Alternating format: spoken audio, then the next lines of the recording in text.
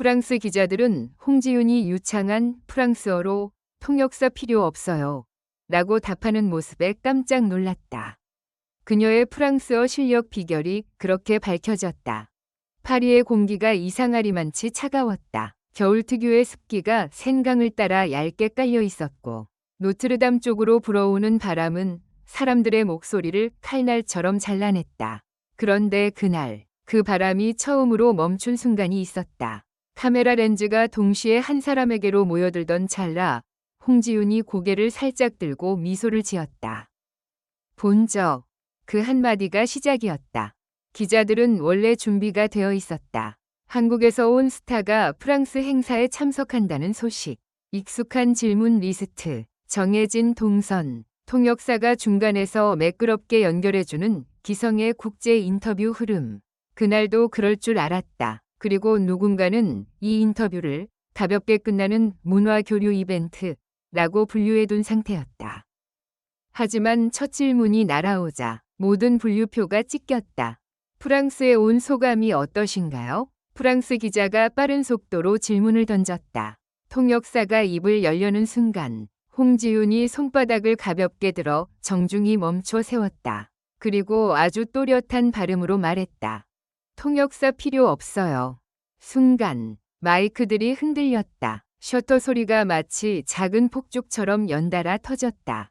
기자들의 눈빛이 일제히 바뀌었다. 웃으며 반응하던 사람들도, 장식처럼 서 있던 스태프들도 그 자리에서 굳었다. 누군가의 입에서는 낮은 감탄사가 새어나왔다.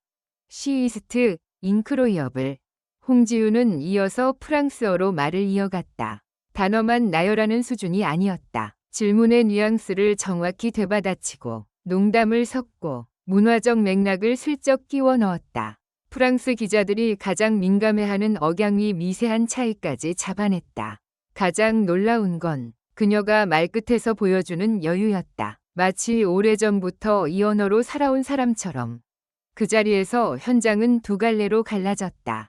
천재다 라고 흥분하는 무리. 그리고 이건 준비된 퍼포먼스일 수도 있다 는 의심을 품는 무리. 하지만 의심은 오래 가지 못했다. 예상치 못한 두 번째 사건이 곧바로 터졌기 때문이다. 인터뷰 중간, 뒤쪽에서 누군가 소리쳤다. 행사장 주변이 갑자기 소란스러워졌다. 사람들의 시선이 홍지윤을 지나 뒤편으로 쏠렸고 카메라 한 대가 급하게 주민을 했다. 검은 코트를 입은 중년 남성이 경호선 밖으로 파고들려 했다. 표정은 급했고 손에는 누런 봉투 하나가 들려 있었다. 마다미, 아텐데즈. 그는 프랑스어로 외쳤다. 이걸 꼭 그녀에게. 경호가 달려들어 남성을 막으려는 순간 홍지윤이 오히려 한 발 앞으로 나섰다. 그리고 또렷하게 그러나 흔들림 없이 말했다. 괜찮아요. 그분이 왜 왔는지 알아요. 통역사는 눈이 커졌다. 기자들은 숨을 삼켰다. 누군가는 이 장면을 실시간으로 송출하고 있었고 화면 속 댓글이 폭발하기 시작했다. 경호가 잠시 망설이는 사이 홍지윤은 남성에게 프랑스어로 물었다. 당신은 그날의 도서관에서 제가 떨어뜨린 노트를 주운 분이죠? 남성의 얼굴이 일그러졌다. 그는 놀람과 안도감이 섞인 표정으로 고개를 끄덕였다. 그리고 봉투를 내밀었다. 홍지윤은 봉투를 받자마자 바로 열지 않았다. 대신 봉투를 들고 기자들을 향해 돌아섰다. 여러분, 저 프랑스어를 어떻게 배웠냐고요? 오늘 그 답을 직접 보여드릴게요. 숨길 생각이 없어요. 오히려 숨기면 안 되는 이유가 있어요. 그 말투가 평소의 예능식 유쾌함이 아니었다. 빛나는 미소 뒤에 사라지지 않는 흔적 같은 긴장이 있었다. 공기는 다시 차가워졌다. 카메라 렌즈들이 더 가까이 붙였다. 봉투 안에는 낡은 공책이 있었다. 표지는 세월에 닳아 가장자리들이 벌어져 있었고 모서리는 눌려 있었다. 페이지 사이사이에 끼워진 작은 메모들, 프랑스어 단어, 발음 기호, 문장 구조, 그리고 어떤 페이지에는 악보처럼 선이 그려져 있었다. 기자들이 웅성거렸다. 이게 뭐죠? 자기 노트? 프랑스어 학습 노트인가? 홍지윤은 조심스럽게 공책을 넘겼다. 그리고 어느 페이지에서 손을 멈췄다. 그곳에는 프랑스어로 적힌 한 문장이 있었다. 제 네베럭스 플러스 이터 트레드위트. 나는 더 이상 번역되는 사람이 되고 싶지 않다. 홍지윤은 잠시 눈을 감았다. 주변에서 숨소리가 들렸다. 누군가 기침을 하려다가 멈췄다. 그녀는 다시 눈을 뜨고 말했다. 이 문장은 제가 프랑스어를 시작한 이유예요. 단순히 멋있어 보이려고가 아니었어요. 제 말이 누군가의 입을 통해 바뀌는 게 너무 무서웠거든요. 말끝이 가늘게 떨렸다. 하지만 그녀는 자신을 다잡듯 공책 위에 손바닥을 얹었다.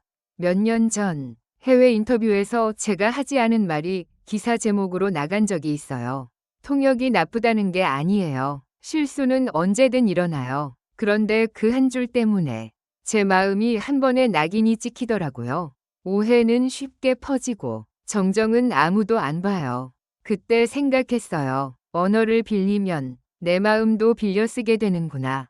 기자들 사이에서 카메라가 더 낮게, 더 가까이 움직였다. 기자들의 표정이 바뀌었다. 놀라움이 호기심으로, 그리고 점점 긴장으로 옮겨갔다. 홍지윤은 공책을 덮고 한 장의 사진을 꺼냈다. 오래된 흑백 사진이었다. 프랑스의 작은 서점 앞에서 찍힌 사진. 그 앞에 선 소녀가 있었다. 지금의 홍지윤과 닮았지만 훨씬 앳된 얼굴, 그리고 옆에는 한 여성이 있었다. 얼굴은 선명하지 않았지만 두 사람이 잡은 손은 분명했다. 이건 제 엄마예요. 그 말이 나오자 주변이 더 조용해졌다. 엄마는 젊었을 때 파리에서 잠깐 공부하셨어요. 집에는 프랑스 책들이 있었고 엄마는 저를 재울 때 가끔 프랑스어로 동화를 읽어줬어요. 그래서 저는 어린 시절부터 프랑스어 소리를 음악처럼 들었어요. 그런데 제가 데뷔하고 바빠지면서 그 소리를 완전히 잊었죠. 홍지윤은 숨을 들이켰다. 손끝이 잠깐 떨렸다. 그리고 어느 날 엄마가 갑자기 아프셨고 병원 복도에서 엄마가 제 손을 잡고 말했어요. 지윤아, 네가 하고 싶은 말은 내 목소리로 해. 그때 저는 엄마가 왜 그렇게 말했는지 알았어요. 엄마는 예전에 언어를 몰라서 힘들었던 순간들이 있었대요. 그때 울면서도 웃으며 말하셨죠. 그래도 파리는 예뻤어. 사람들도 따뜻했어. 홍지윤은 잠깐 멈춰 섰다. 기자들 중 누군가가 조심스럽게 물었다. 그래서 그때부터 프랑스어를 본격적으로 배우신 건가요? 홍지윤이 고개를 끄덕이려는 순간 그 검은 코트 남성이 갑자기 말했다. 그리고 그녀는 혼자가 아니었습니다. 사람들이 그 남성을 향해 고개를 돌렸다. 남성은 손을 가슴 쪽으로 가져가 주머니에서 아주 작은 녹음기를 꺼냈다. 그의 손이 떨렸다. 나는 파리의 작은 도서관에서 일합니다. 몇 년 전부터 그녀는 매년 정확히 같은 기간에 이곳에 왔습니다. 누구에게도 알리지 않고 그리고 매번 같은 테이블에서 프랑스어를 공부했습니다. 단순히 문법이 아닙니다. 발음, 억양, 그리고 노래. 기자들은 더 크게 술렁였다. 매년 몰래 파리에 왔다는 말은 즉시 기사감이었다. 홍지윤은 잠시 눈을 감았다가 천천히 고개를 끄덕였다. 맞아요. 저는 파리에 왔었어요. 촬영 스케줄 사이 하루 이틀을 쪼개서요. 누군가는 그게 가능해? 라고 묻겠죠. 가능했어요. 저는 정말 절박했거든요. 그녀는 손가락으로 공책의 가장자리를 쓸었다. 낡은 종이에서 작은 먼지가 날렸다. 저는 프랑스어를 학습한 게 아니라 생활했어요. 매일 아침 파리 라디오를 틀어놓고 발음을 따라했고 시장에서 일부러 질문을 했고 답을 못 알아들으면 다시 부탁했어요. 사람들이 짜증낼 때도 있었어요. 그런데 저는 그 짜증마저도 프랑스어로 느끼고 싶었어요. 그게 진짜 언어니까. 그리고 그녀는 갑자기 웃었다. 짧고 가벼운 웃음이었지만 그 웃음 뒤에는 오래 쌓인 어떤 결심이 묻어 있었다. 가끔은 노래로 외웠어요. 프랑스 샹송을 통째로 외웠고 가사를 분석했어요. 사랑이라는 단어가 상황마다 어떻게 변하는지, 미안해가 어떤 톤에서 더 진심처럼 들리는지. 프랑스어는 단어가 아니라 리듬이거든요. 그 순간 한 기자가 날카롭게 물었다.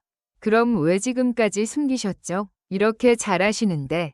홍지윤의 눈빛이 흔들렸다. 그리고 예상치 못한 대답이 나왔다. 숨긴 게 아니라 기다린 거예요. 기다렸다고요? 홍지윤은 공책을 들어 첫 장을 펼쳤다. 거기에는 날짜가 적혀 있었다. 몇 년 전. 그리고 그 아래에는 프랑스어로 짧은 문장이 있었다. 콘드 제 퍼라레이아이 다이어 셀라 센즈 트렘블러. 떨지 않고 이것을 말할 수 있을 때 저는 언어를 자랑으로 쓰고 싶지 않았어요. 누군가를 놀라게 하려고만 쓰면 결국 또 제 마음이 왜곡될 것 같았거든요. 저는 오늘 질문을 피하지 않으려고 프랑스어로 말한 거예요. 제 말이 제 마음 그대로 닿게 하려고. 그 말이 끝나자 기자들의 공기가 바뀌었다. 스캔들 위 냄새가 이야기 위 무게로 바뀌었다. 누군가는 마이크를 조금 낮췄고 누군가는 눈가를 훔쳤다. 그리고 바로 그때 세 번째, 가장 충격적인 반전이 터졌다.